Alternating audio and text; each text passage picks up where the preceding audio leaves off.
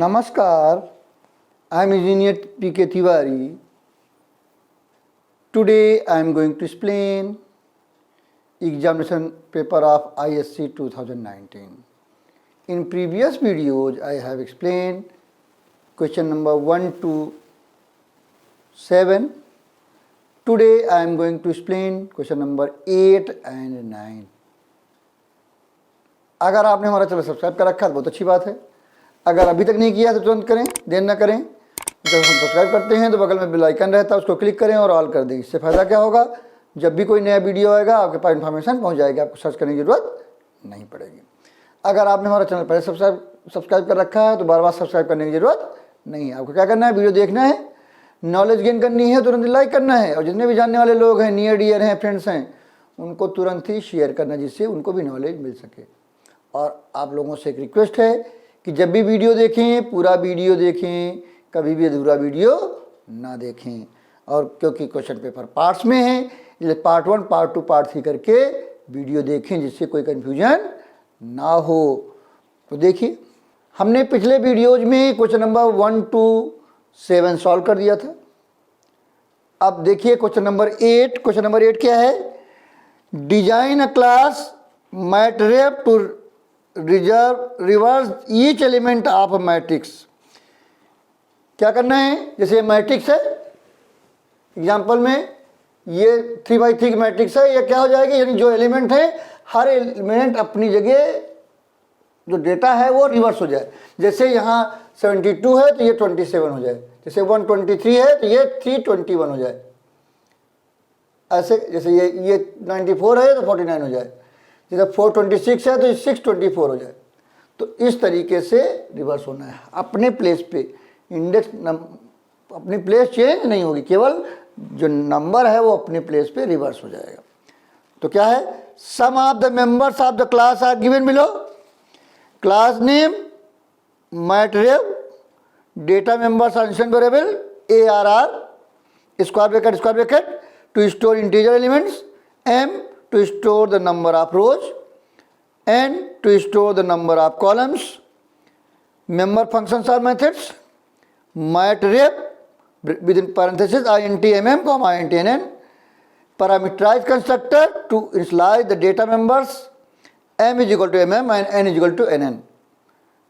Next is void fill array to enter elements in the array, int reverse within parenthesis int x, return the reverse of the number x, void rewmat within parenthesis matrew p means passing an object, p is an object of matrew class, reverses each element of the array of the parameterized object and stores it in the array of current object, void show displays the array elements in matrix form, define the class matrix giving details of the constructor, void fill array, int reverse, void rev mat and void show. Define the main function to create objects and call the functions accordingly to enable the task.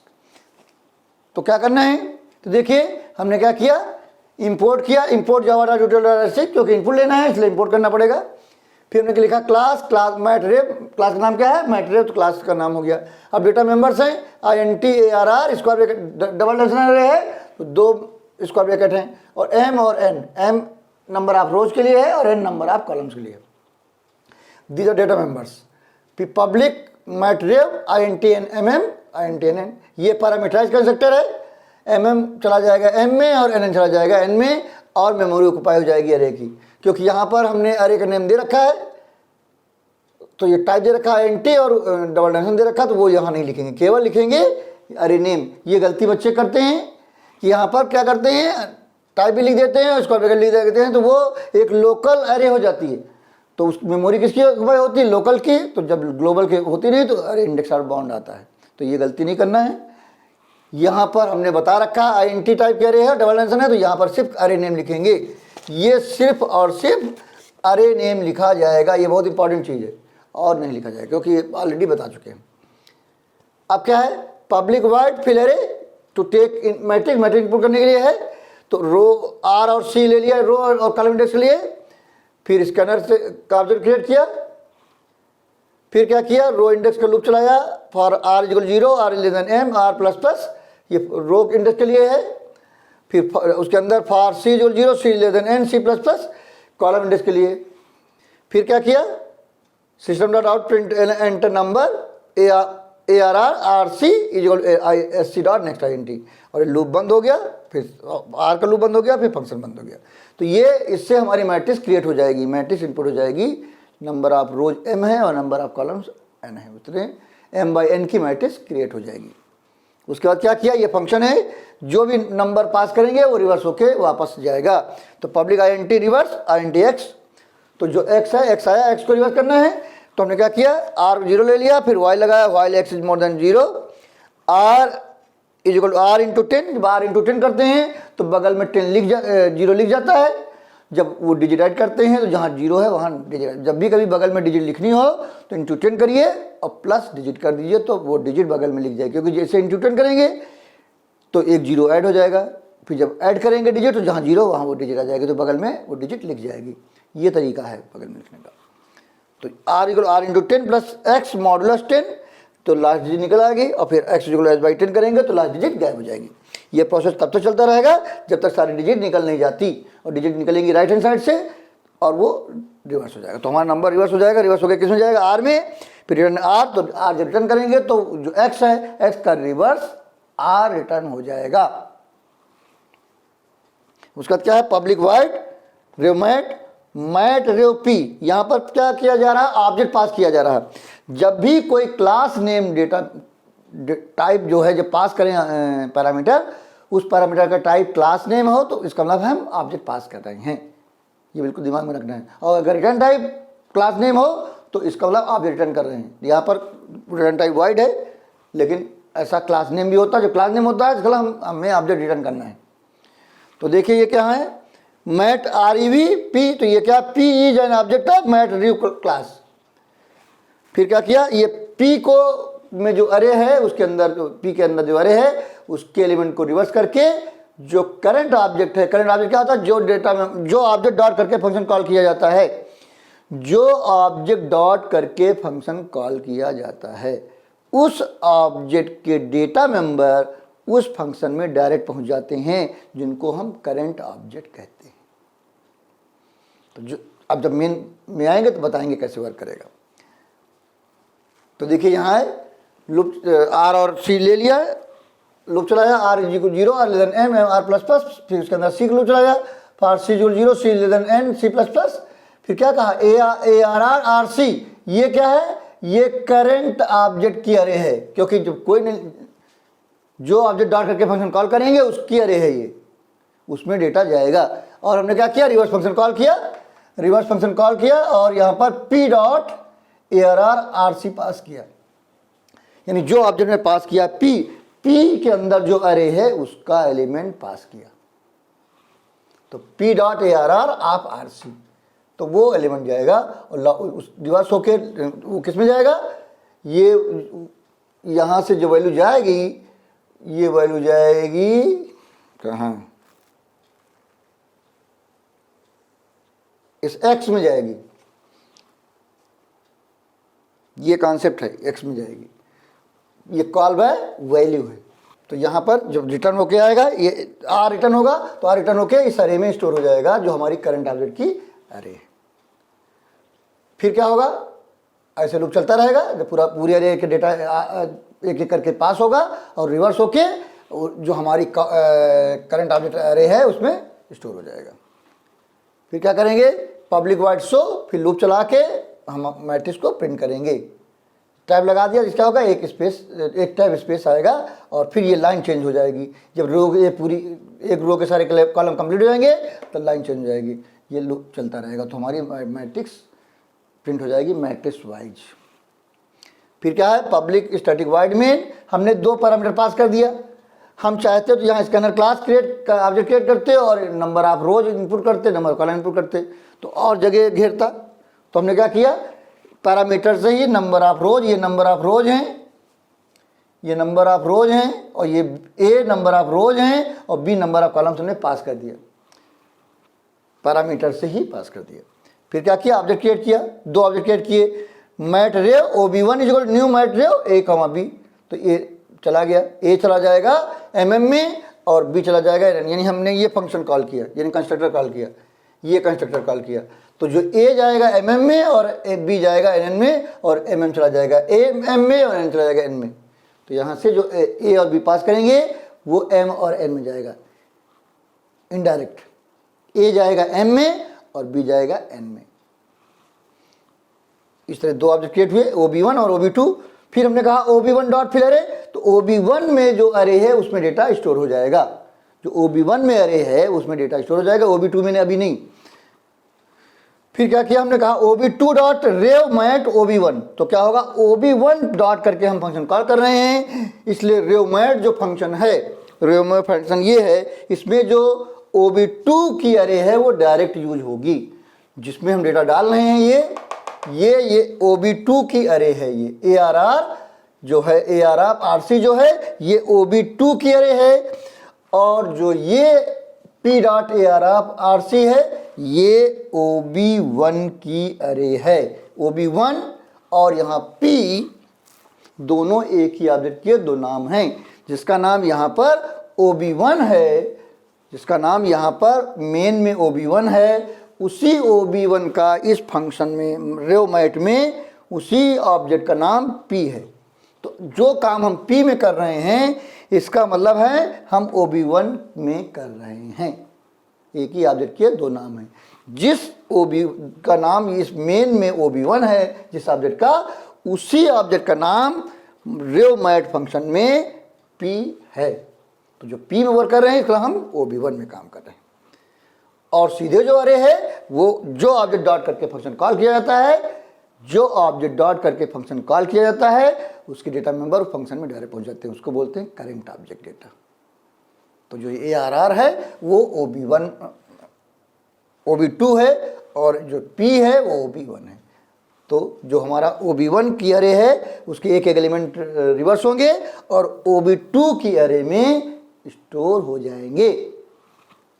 तो जब हम OB1 dot show कहेंगे तो original matrix print होगी, जब OB2 dot show कहेंगे तो हर element reverse होके जो मैट्रिक्स बनेगी वो मैट्रिक्स प्रिंट होगी। ये हमारा तरीका है। तो ये हमारा क्वेश्चन और इसका आंसर। अब 9th क्वेश्चन है। 9th क्वेश्चन देखिए, a class rearrange has been defined to modify a word by bringing all the vowels in the word at the beginning followed by the consonants। यानी जो word हम देंगे उसके सारे vowels starting में और सारे कॉन्सोनेंट एंडिंग में हो जाए। जैसे यहाँ पर हमने दिया है ओरिजिनल दिया है तो O I I A ये वावल्स हैं, तो पहले O I I A vowels आ गए, ये हमारे वावल्स आ गए, ये वावल हैं O I I A, तो O I I A vowels आ गए। फिर बचे हुए R, फिर G, फिर N और L, ये कॉन्सोनेंट। तो वावल्स लेफ्ट साइड में और कॉन्सोनेंट राइट साइड में करना है। तो ये है सिस्टम। तो अब देखिए फिर क्या है, some of the members of the class are given below. Class name, rearrange, data members instance variable, WRD to store a word, new WRD to store the rearranged word, member functions or methods, rearrange, default constructor, void read word to accept the word in uppercase, void prec underscore VOW underscore con, find the frequency of vowels and consonant in the word and display them with an appropriate message. Void arrange rearranges the word by bringing the vowels at beginning followed by consonants. Void displays the original word along with the rearranged word. Specify the class rearrange giving the details of the constructor. Void read word, void prec underscore VOW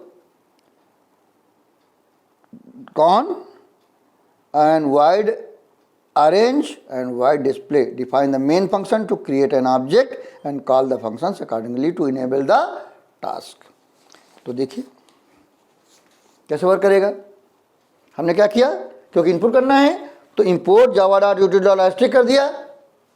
उसके बाद क्या किया, class rearrange, data members क्या है, string type का है तो string wrd comma new wrd, दो स्ट्रिंग हमने डिक्लेयर कर लिए। ओरिजिनल वर्ड के लिए wrd है और चेंज वर्ड के लिए न्यू वर्ड है। फिर पब्लिक रीअरेंज, ये डिफॉल्ट कंस्ट्रक्टर है तो यहाँ पर क्या किया हमने, wrd is equal to new wrd is equal to null कर दिया, तो दोनों में नल डाल दिया। फिर क्या किया, पब्लिक वर्ड रीड वर्ड, ये इनपुट के लिए है तो पहले इसका क्लास का ऑब्जेक्ट क्रिएट किया। फिर system dot print enter a word in upper case, फिर क्या कहा wrd is equal to std.next, function लगाया डॉट टू अपर केस लगा दिया। इससे क्या होगा, अगर हम स्मॉल में भी देंगे तो वो कैपिटल में कन्वर्ट कर देगा। गलती भी करेंगे तब भी वो कैपिटल में ही कन्वर्ट करके wrd में डालेगा। तो ये डेटा लेने का तरीका है। फिर क्या, public word freq underscore VOW com underscore con, ये फ्रिक्वेंसी काउंट करेगा वावेल और कॉन्सोनेंट की।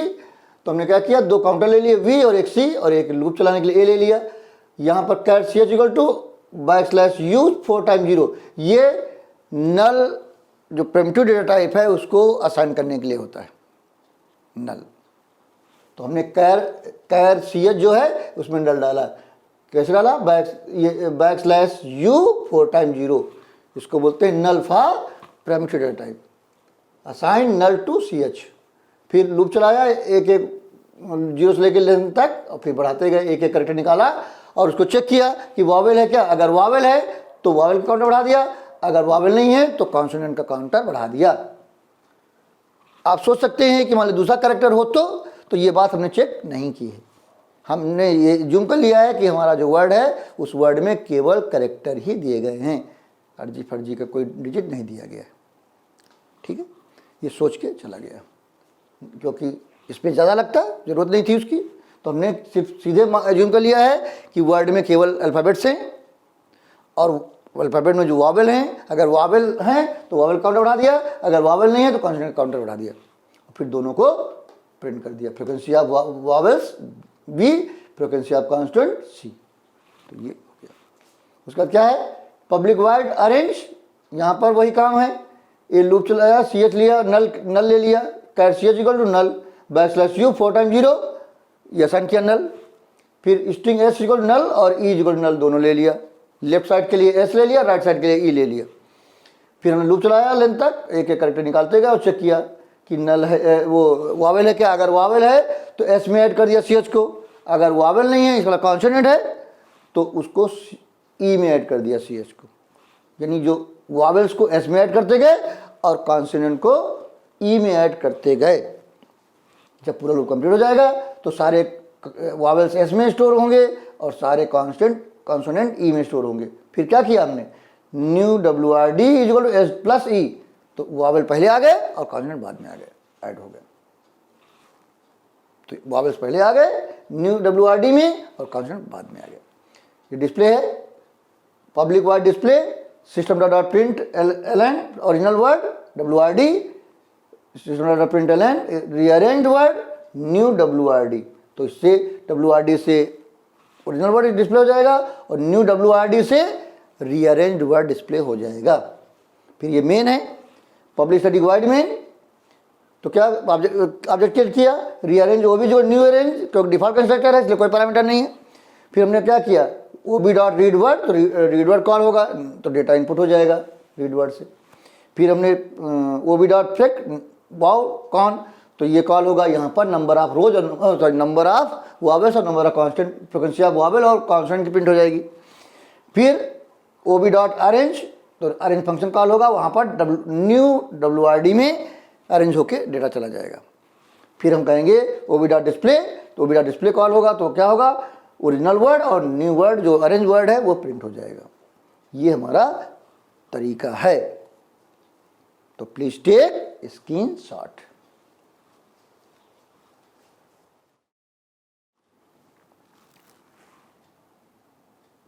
तो आज हमने आपको बताया क्वेश्चन नंबर 8 2019 का जो ISC 2019 का क्वेश्चन पेपर है उसका क्वेश्चन नंबर 8 प्रोग्राम पूरा बताया, जिसमें पासिंग ऑब्जेक्ट है, और क्वेश्चन नंबर 9 जिसमें एक वर्ड है उसको लेफ्ट साइड में वॉवेल्स रखने हैं और राइट साइड में कॉन्सोनेंट रखने हैं। तो ये किया, तो क्वेश्चन नंबर 8 और 9 सॉल्व किया। तो आपको वीडियो कैसा लगा? अगर अच्छा लगा तो लाइक कर दीजिएगा। अगर कुछ डाउट से कुछ पूछना चाहते हैं तो आप कमेंट बॉक्स में आके पूछ सकते हैं। आप चाहें तो हमारा सोशल मीडिया में जाकर भी क्वेश्चन पूछ सकते हैं, उसके लिंक्स आपको डिस्क्रिप्शन में मिल जाएंगे। अगर आपने हमारा चैनल सब्सक्राइब कर रखा तो बहुत अच्छी बात है, अगर अभी तक नहीं किया तो बहुत गलती कर रहे हैं। तुरंत ही सब्सक्राइब करें, देर ना करें, और जब सब्सक्राइब करते हैं तो बगल में बेल आइकन रहता है, उसको क्लिक करें और ऑल कर दें। जिससे क्या होगा, जो भी नया वीडियो आएगा तुरंत ही आपके पास इंफॉर्मेशन पहुंच जाएगी, आपको सर्च करने की ज़रूरत नहीं पड़ेगी। अगर आपने हमारा चैनल पहले सब्सक्राइब कर रखा है तो बार बार सब्सक्राइब करने की ज़रूरत नहीं है। आपको क्या करना है, वीडियो देखना है, नॉलेज गेन करनी है, और तुरंत ही लाइक करना। जितने भी नियर डियर हैं, फ्रेंड्स हैं, उनको तुरंत ही शेयर करना, जिससे उनको भी नॉलेज मिल सके। और आप लोगों से एक रिक्वेस्ट है कि जब भी वीडियो देखें पूरा वीडियो देखें, अधूरा वीडियो कभी भी ना देखें। अधूरा वीडियो देखना कन्फ्यूजन क्रिएट करना है, और क्योंकि क्वेश्चन पेपर पार्ट्स में है तो पार्ट 1, पार्ट 2, पार्ट 3 करके वीडियो देखें, जिससे कोई कन्फ्यूजन ना हो। तो अगले वीडियो में हम आगे के क्वेश्चन सॉल्व करेंगे, क्वेश्चन नंबर 10, 11 और 12। Thank you very much.